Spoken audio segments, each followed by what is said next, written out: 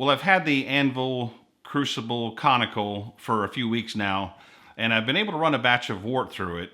In this video, I want to share with you how the chiller performed, did the yeast dump work, and also a CIP option that I had mentioned in a previous video. If you haven't seen that video, I'll put a card up here as well as a link in the description down below so you can go check that out.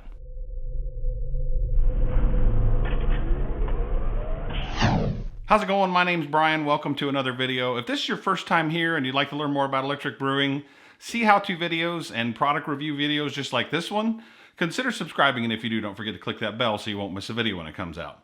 Shortly after I got the Crucible, I did a brew day. I brewed an 11-gallon batch of American Stout, which I'll have a video coming up on soon on that. I did 11 gallons because I wanted to put about 5.5 gallons in the conical fermenter because I knew I was going to be doing a yeast dump, as well as taking a couple samples along the way just to test everything and see how it worked. So how did it go? Well, it actually went pretty well. I don't have the accessories kit from Anvil yet, so I kind of borrowed some stuff here and there. I used the cooling coil that was in the bucket that I got with the bucket fermenters, and I was actually really surprised. I was able to chill down to about 45 degrees when I first started doing the cold crashing, and then after that, I actually cranked it down to 35 degrees because I wanted to see how it would do. And the Crucible actually got lower than what the buckets did. So I was able to get down to 37 degrees and maintain that for basically about 24 hours. There was a little bit of condensation on the cone, which was kind of odd to me. I thought there would have been a little bit more, but actually there was just very little. Now, as far as the cold crashing goes, there are a couple of things you can do to prevent suckback or, sucking back in oxygen whenever you chill it down, because obviously the air contracts inside and it pulls a vacuum.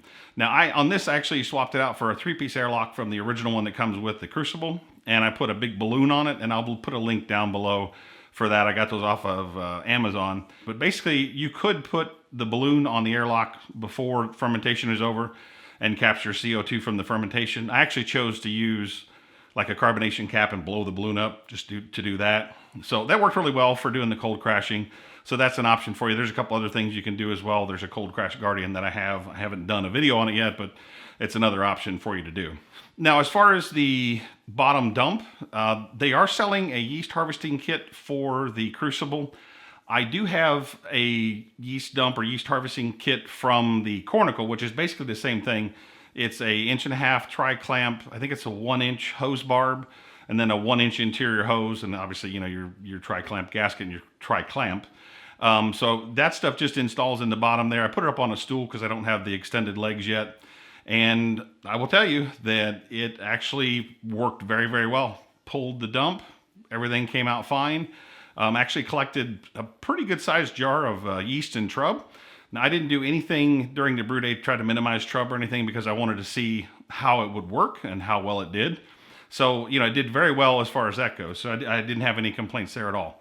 Now, the only thing that I did have a slight issue with, which it wasn't really a fault of the fermenter, but when I was doing a sample, taking a gravity sample, I had the arm kind of down a little bit when I filled it up. So there was a little bit of air in the actual dip tube itself.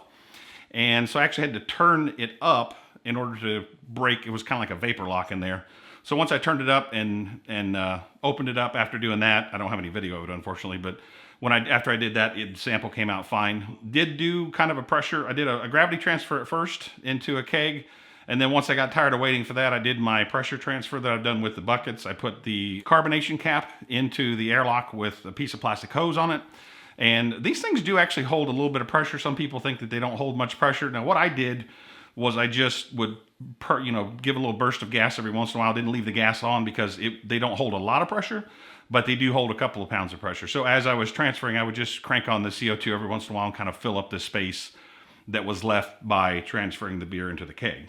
Now, just a demonstration to show you how the pressure is held in there, I have a short video that I'll show you right here that shows pulling the carbonation cap out, and kind of you'll hear the pressure release. Now, as far as the CIP option, I want to preface this with, the CIP option is not meant to be a complete thorough cleaning of the Crucible. It's basically just to get that initial gunk off of there. And after fermentation, there was quite a bit of gunk in there. Some people on these fermenters, some people complain about seeing black residue around the top of the krausen ring, which that is present in this one as well, but it doesn't cause any issues with the beer flavor or anything like that. So if people experience that with the Crucible, I did do the passivization and cleaning and all that stuff. So just like the first couple of brews, it seemed like for some reason the wort reacts with the stainless and causes that black ring around the top. After I got done transferring, I did my CIP option, and that is the Blickman CIP. They make a CIP ball that's like a 1/2 inch NPT. So I use that along with a short piece of straight pipe thread, a NPT nut, and two 21 millimeter washers. 21 millimeters is almost exactly the same size as 1/2 inch NPT. So I use those to hold it on there, put a hose barb on, filled up all the way to the bottom of the cone, filled the cone up with hot water, and then put some PBW in there, and then cranked on my Riptide pump and just let it run. It probably only ran for maybe 3 or 4 minutes. And right here you see a little bit of residue, like a little bit of water on the outside of the Crucible, the jacket there. That's not from the lid leaking. That's actually from me thinking that I could pop the top up and maybe show you guys what it looked like in progress. Not the case. Don't try that. It started spraying everywhere, and I had to slam it back down there real quick. So, but after 3 or 4 minutes, had no issues at all. I mean, after 3 or 4 minutes, it was pretty much clean. Everything was cleaned out of the inside of there as far as the residue and everything. I do still recommend, take apart the valves, take everything apart, take apart all the tri-clamps and all that stuff and clean it. But the CIP option worked a dream. I mean, it saved me all that scrubbing and everything that I normally have to do on my fermenters. So I have to say overall, after using it for one time, this is the first time I've used it, I'm very impressed with the Crucible. I know it doesn't do pressure fermentation, but in this case, I really didn't want to do that because I was doing a stout with SO4 yeast, so I really didn't worry about pressure fermentation.